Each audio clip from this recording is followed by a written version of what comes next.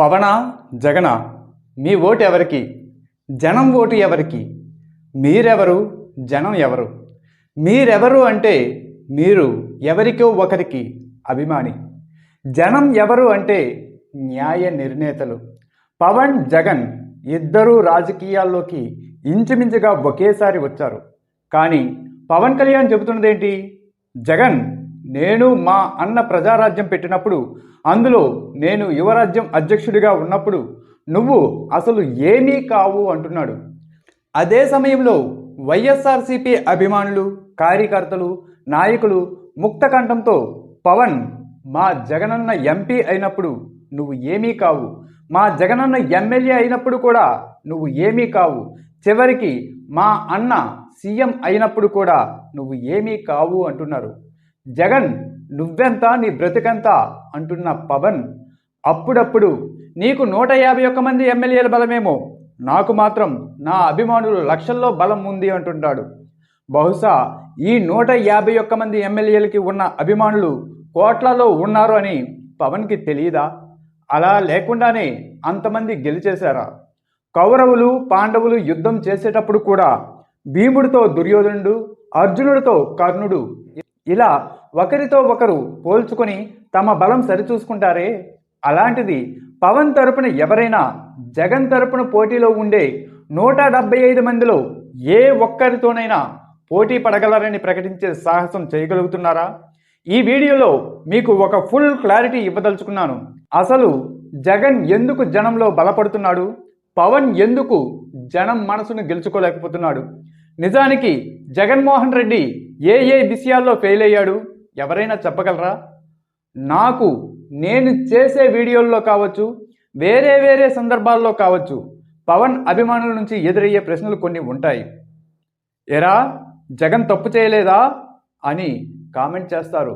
పోనీలే, చదువు సంధ్య సంస్కారం లేని వారు కదా, సినిమా అభిమానులు కదా, వారి భాష అలాగే ఉంటుంది అనుకొని మంచిగా సమాధానం చెబుదాం అనుకునేలోగా ఏరా, ప్రత్యేక హోదా ఎక్కడ్రా అంటారు. ఏరా, ఆంధ్రప్రదేశ్ రాజధాని ఏదిరా అంటారు. ఏరా, జాబ్ క్యాలెండర్ ఏదిరా అంటారు. ఏరా, మద్యపాన నిషేధం ఎక్కడ్రా అంటారు.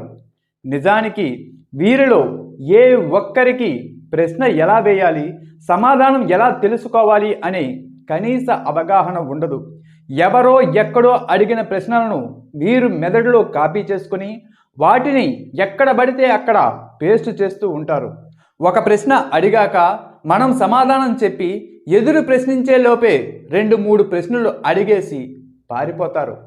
సరే, ఇప్పుడు పై ప్రశ్నలన్నింటికి ఒకసారి సమాధానం చెబుతాను. కరెక్టో కాదో మీరే చెప్పండి. ప్రతిదీ కూడా క్షుణ్ణంగా ఆలోచించి మీ కామెంట్ తెలియజేయండి. మొదటి ప్రశ్న, జగన్ ఏ తప్పు చేయలేదా? ఈ ప్రశ్నకు మేము సమాధానం చెప్పేలోగా ముందు ఆయన చేసిన తప్పేంటనేది మీకు తెలిస్తే కామెంట్ రూపంలో తెలియజేయండి. ఒక ముఖ్యమంత్రి తప్పు చేయకుండా ఆయన దగ్గర మంత్రివర్గంలో పనిచేసిన మంత్రులు, ఎమ్మెల్యేలు, కలెక్టర్లు, అధికారులు ఎవ్వరూ తప్పు చేయకుండా జగన్మోహన్ రెడ్డి గారు మాత్రమే తప్పు చేశాడు అనడం ఖచ్చితంగా తప్పే. వారెవరూ తప్పు చేయలేదు అంటే జగన్మోహన్ రెడ్డి 100% తప్పు చేయలేదనే అర్థం. మీలో కొంతమంది 1,00,000 కోట్లని మురుగుతూ ఉంటారు, కొంతమంది 43,000 కోట్లని కూడా మురుగుతారు. కానీ నిజానికి జగన్మోహన్ రెడ్డి గారి మీద వచ్చిన నింద, ఆరోపణలు కేవలం సుమారు 1,530 కోట్లు మాత్రమే. ఇదే విషయాన్ని ఎవరైతే కేసు వేశారో ఆ కేసు వేసిన కాంగ్రెస్ నాయకుడు శంకర్రావు, కేసుని దర్యాప్తు చేసిన సిబిఐ జేడి లక్ష్మీనారాయణ కూడా ధృవపరిచారు. కానీ వాస్తవాలతో పని లేని కొందరు ఎవడో చెప్పినా, ఎవడో వాగినా, ఎవడో మొరిగిన ఆ తప్పుడు కూతలు మాత్రమే వింటారు, ప్రచారం చేస్తారు.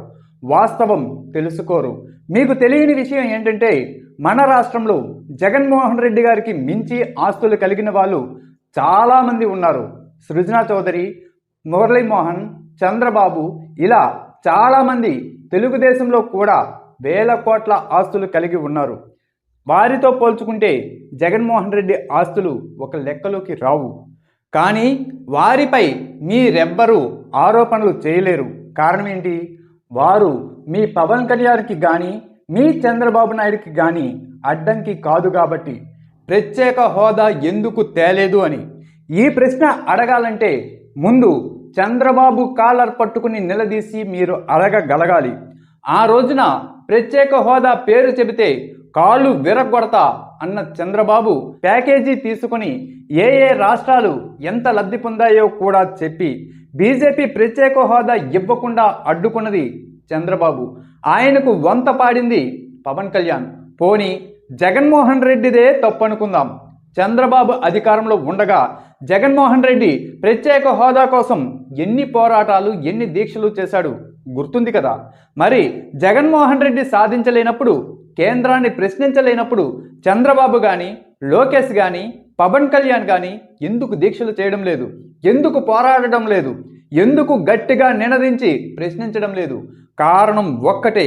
వారిలో ఏ ఒక్కరు పోరాటం చేసినా ఆ కారణం చూపించి జగన్ కేంద్రం దగ్గర ప్రత్యేక హోదా సాధిస్తే ఆ క్రెడిట్ మొత్తం జగన్కి దక్కుతుందేమో, రాష్ట్రానికి ప్రత్యేక హోదా వస్తే జగన్ మరింత పేరు ప్రఖ్యాతులు తెచ్చుకుంటాడేమో అనే భయం అటు చంద్రబాబు ఇటు పవన్ కళ్యాణ్ ఇద్దరిలోనూ ఉంది.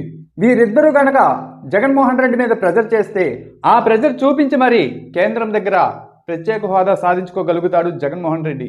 అంతేకాదు మీరు అడిగే మూడో ప్రశ్న ఆంధ్రప్రదేశ్ రాజధాని ఎక్కడా అని. దీనికి కూడా సమాధానం అడిగే ముందు మీరు ప్రశ్నించాల్సింది జగన్మోహన్ రెడ్డిని కాదు, చంద్రబాబుని పవన్ కళ్యాణ్ని. కారణం 2024 వరకు ఉమ్మడి రాష్ట్రానికి హైదరాబాదే కదా రాజధాని. అది విభజన చట్టం ద్వారా మనకు లభించిన హక్కు.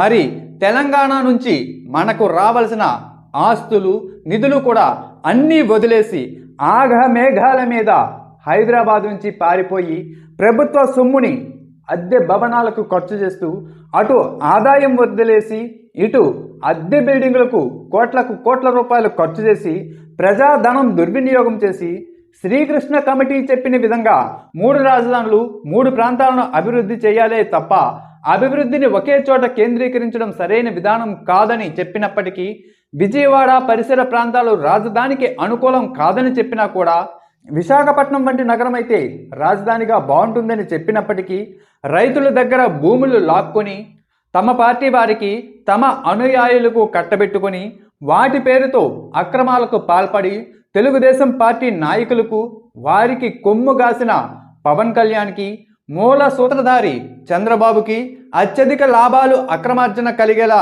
రూపొందించిన భ్రమరావతి అనే గ్రాఫిక్స్ లోకంలో జనాలను మభ్యపెడితే వారు 4 సంవత్సరాల్లో చేసిన తప్పుని మరో 40 తరాల వారు శిక్ష అనుభవించేలా వదిలేయకుండా సరిదిద్ది మరో 40 తరాల వారికి 3 ప్రాంతాలను అభివృద్ధి పరుస్తూ విశాఖను రాజధానిగా తీర్చిదిద్దుతూ జగన్మోహన్ రెడ్డి అడుగులు వేస్తుంటే కోర్టుల ద్వారా అడ్డుకోవడం చేస్తున్న చంద్రబాబుని ఆయన దత్తపుత్రుడు పవన్ కళ్యాణ్ని ప్రశ్నించాల్సింది పోయి జగన్మోహన్ రెడ్డిని రాజధాని ఏదిరా అని అడుగుతారు. పోనీ ఇంకా మీరు చెప్పినట్లుగా జగన్మోహన్ రెడ్డిదే తప్పు అనుకుందాం. మరి అమరావతి రైతుల పేరుతో విహారయాత్రలు, షికారయాత్రలు, డ్రామాలు, నాటకాలు ఆడించే బదులు చంద్రబాబు లేదా లోకేష్, ఇంకా కాదంటే మన పవన్ కళ్యాణ్ వీరెందుకు పోరాటం చేయట్లేదు? ఏ రోజైనా వీరు రాజధాని కోసం, ప్రత్యేక హోదా కోసం, జగన్ ఇచ్చిన మద్యపాన నిషేధం అమలు కోసం దీక్షలు కానీ, ధర్నాలు కానీ, పోరాటాలు కానీ చేయడం మీరు చూసారా?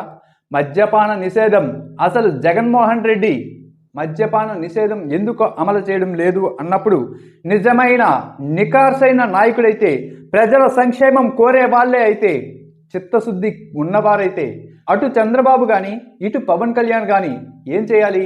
జగన్మోహన్ రెడ్డి నువ్వు ఎందుకు మద్యపాన నిషేధం అమలు చేయవు? ఖచ్చితంగా అమలు చేసి తీరాల్సిందే అని ఎందుకు పోరాటం చేయరు? ఎందుకు గట్టిగా ప్రశ్నించరు? ప్రజలు జగన్మోహన్ రెడ్డిని ఎందుకు గెలిపించారు? మద్యపాన నిషేధం చేస్తామంటే గెలిపించారా? లేక ధరలు పెంచుతామంటే గెలిపించారా? లేక మద్యపానం ఇంటింటికి సరఫరా చేస్తామంటే గెలిపించారా? మద్యపాన నిషేధం చేస్తామంటేనే కదా గెలిపించారు. మరి ఆ దమ్ము ధైర్యం అటు చంద్రబాబుకి ఇటు పవన్కి లేవెందుకని? తక్కువ ధరకి నాణ్యమైన సారాయి అందజేస్తాము అని దిగజారిపోయి ఓట్లు అడుక్కుంటున్న వీళ్లను ఏమందాం? పవన్ కళ్యాణ్ ఇంకో అడుగు ముందుకు వేసి అసలు మద్యపాన నిషేధం సాధ్యమే కాదు అంటున్నాడు. నిజంగా సిగ్గుచేటు. ఒక నాయకుడు అంటే అసాధ్యాన్ని సుసాధ్యం చేయాల్సిన వాడు, చేయగలిగిన వాడు నాయకుడు. మరి పవన్ కళ్యాణ్ ఏ ఒక్క నిర్ణయమైనా అలా తీసుకోగలడా?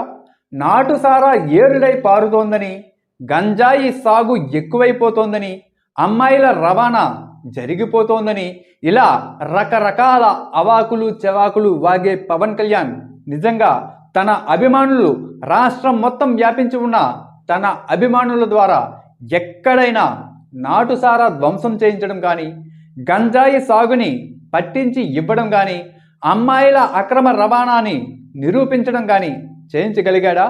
ఆయన తలుచుకుంటే, ఆయన అభిమానులు తలుచుకుంటే, ఒకవేళ ఆయన చెప్పినట్లు ఈ 3 అంశాలే నిజమైతే వారికి దగ్గరలో ఉన్న ప్రతి పోలీస్ స్టేషన్లో కంప్లైంట్ చేయించి ఎందుకు వాటి గురించి పోరాడడం లేదు? అందులో వాస్తవాలు లేవని వారికి కూడా బాగా తెలుసు. లేదంటే మాకెందుకులే అని ఊరుకుంటున్నారా? ఇక్కడ బలంగా ఒక విషయాన్ని చెప్తాను. జగన్మోహన్ రెడ్డి ఒక్క ఛాన్స్ అనడం వల్లే గెలిచేశాడు అని పవన్ కళ్యాణ్ అభిమానులు పదే పదే పవన్ కళ్యాణ్ తన అభిమానులకు నూరు పోస్తున్నాడు. వారు కూడా తందానా అంటే తందానా అంటూ అదే పాట పాడతారు తప్ప వారిలో విషయ పరిజ్ఞానం ఉండదు. నిజంగా జగన్మోహన్ రెడ్డి ఒక్క ఛాన్స్ అనడం వల్లే గెలిచాడు అనుకుందాం. అలా అనుకుంటే అదే మాట పవన్ కళ్యాణ్ కూడా అనేసి గెలిచేయొచ్చు కదా. అదే మాట లోకేష్ కూడా అనేసి గెలిచేయొచ్చు కదా. వారిద్దరూ సీఎంలు అయిపోవచ్చు కదా. ఇంకా చంద్రబాబును చూపించి, చంద్రబాబు నాయకత్వాన్ని చూపించి, 40 ఏళ్ల అనుభవాన్ని చెప్పి చంద్రబాబు చంకలో ఉండి రాజకీయాలు చేయడం ఎందుకు? నిజానికి ప్రతిపక్ష పాత్ర సక్రమంగా అటు చంద్రబాబు కానీ ఇటు పవన్ కళ్యాణ్ కానీ నిర్వర్తిస్తున్నారా? ఒకవేళ జగన్మోహన్ రెడ్డి గనక ప్రతిపక్షంలో ఉంటే ఇంత ప్రశాంతంగా వేరే వ్యక్తి సీఎం హోదాలో ఉండగలిగేవారా? దీనికి ఒక్కసారి గతాన్ని గుర్తు చేసుకోండి. కిరణ్ కుమార్ రెడ్డి, రోసయ్య, చంద్రబాబు ఈ ముగ్గురు కూడా ముళ్ళ సింహాసనం మీద కూర్చున్నట్లుగా ఫీల్ అయ్యేవారు జగన్మోహన్ రెడ్డి ప్రతిపక్షంలో ఉన్నప్పుడు. ఎందుకో తెలుసా? జగన్మోహన్ రెడ్డి 27 దీక్షలు చేశారు. ఒకదాన్ని మించి ఒకటి డోసేజ్ పెంచుకుంటూ వచ్చాడు. అందులో మచ్చుకి ఒకటి చెబుతాను. రైతుల కోసం పోరాటం చేస్తూ లక్ష్య దీక్ష అనే పేరుతో 1,00,000 మంది రైతులతో దీక్ష చేశాడు.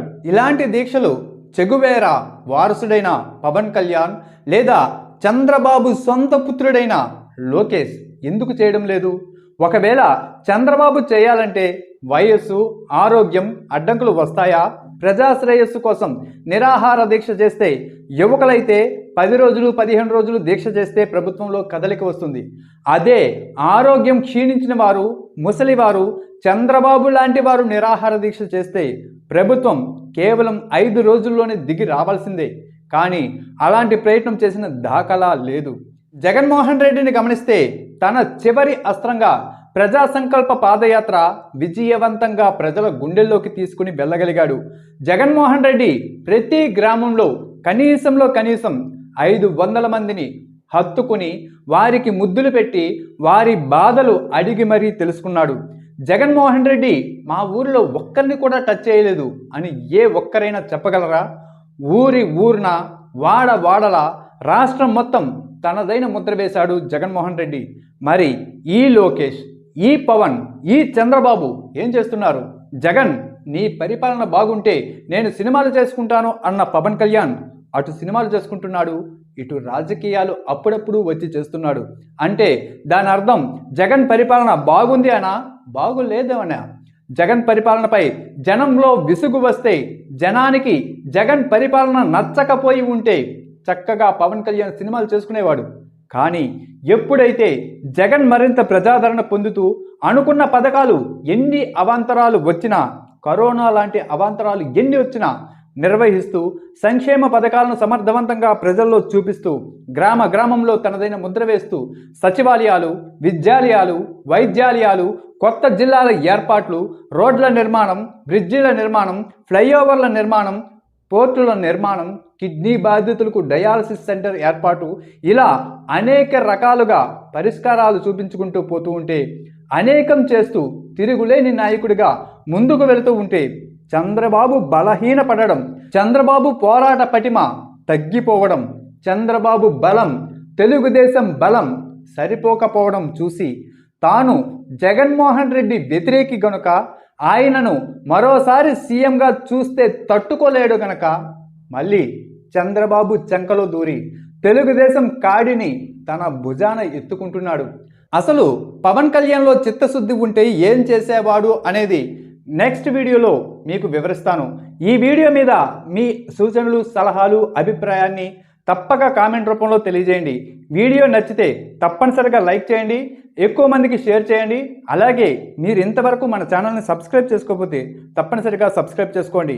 మీ అందరి అమూల్యమైన సూచనలు, సలహాలతో నేను మరిన్ని మంచి వీడియోలు చేస్తాను. Thank you so much. నేను ఎప్పటికీ మీ నాగేష్ గంగుల. Thank you.